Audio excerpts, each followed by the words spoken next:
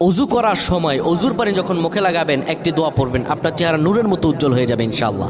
আপনার চেহারা নূরের মতো উজ্জ্বল হয়ে যাবে, চেহারা থেকে ব্রণ, মেস্তা, কালো দাগ সহ যাবতীয় সমস্যাগুলো আল্লাহ তাআলা দূর করে দিবেন এবং আপনার রিজিকে বরকত হবে ইনশাআল্লাহ।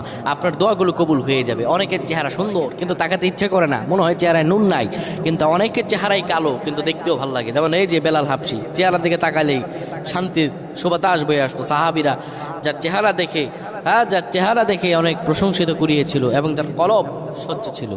প্রিয় ভাইরা আমার, অজু যখন আপনি করবেন, অজুর পানিতে যখন আপনার চেহারা ভিজাবেন, তখন অজুর পানিতে আপনি এই দোয়াটা 3 বার পরে, দুরূদ শরীফ 3 বার পরে ফু দিবেন।